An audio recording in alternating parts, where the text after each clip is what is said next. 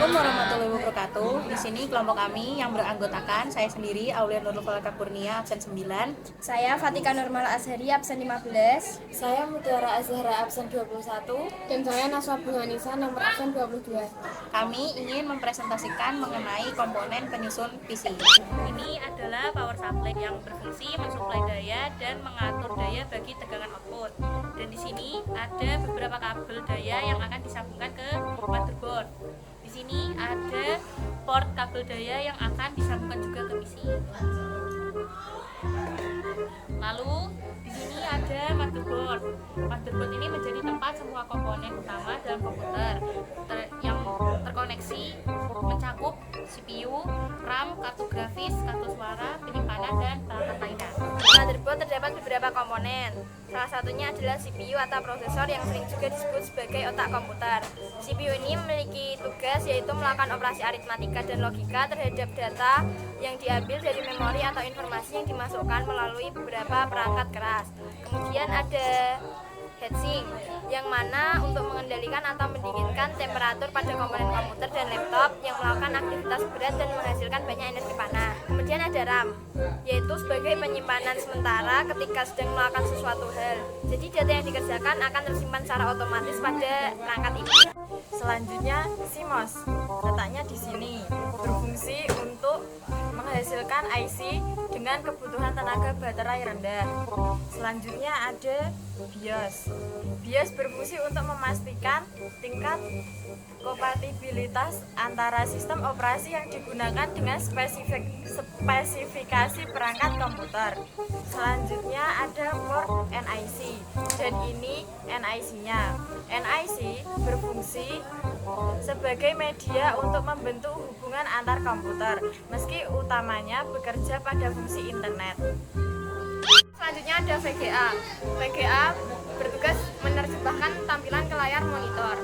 Lalu ada hard disk. Hard disk sebagai tempat penyimpanan segala macam data file serta dokumen virtual. Lalu ada optical drive.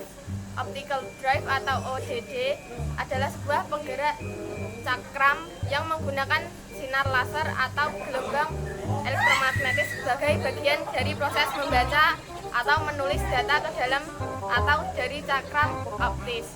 Lalu ada SATA kabel.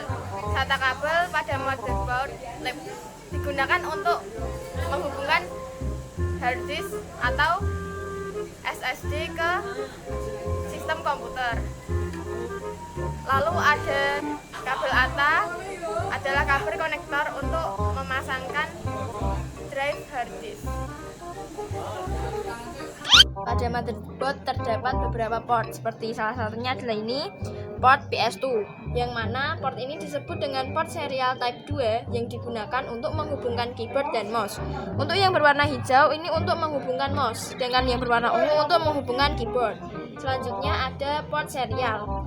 Ini dia port serial. Port ini memiliki 9 pin yang digunakan untuk menghubungkan mouse, joystick, dan modem eksternal. Port serial bekerja dengan mengirim data 1 bit pada satu saat melalui kabel tunggal. Kemudian selanjutnya ada port VGA. Ini adalah port VGA bawaan, sedangkan yang bawah ini merupakan port VGA tambahan. Port VGA berguna untuk menghubungkan monitor dengan CPU dan membuat monitor menampilkan isi dari CPU tersebut. Selanjutnya ada port USB. Berikut ada 4 port USB.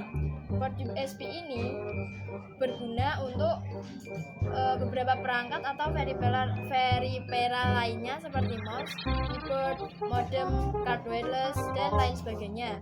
Port ini merupakan pengembangan dari port serial, yaitu port sebelumnya. Selanjutnya ada LAN port, yang mana digunakan untuk menghubungkan kabelan untuk menghubungkan ke internet. Selanjutnya ada port audio yang tentu saja digunakan untuk menghubungkan mic ataupun speaker. Pada bagian bawah ini dari komponen VGA terdapat port tambahan, yaitu port paralel, port VGA, dan port HDMI. Kemudian pada NIC juga terdapat port LAN tambahan, seperti ini bentuknya. Ini adalah casing. Casing adalah tempat untuk diletakkannya semua komponen-komponen PC. Ini merupakan merupakan hasil perakitan PC kelompok kami. Jika ada salah kata saat penjelasan, kami mohon maaf. Sekian dari kelompok kami. Wassalamualaikum warahmatullahi wabarakatuh.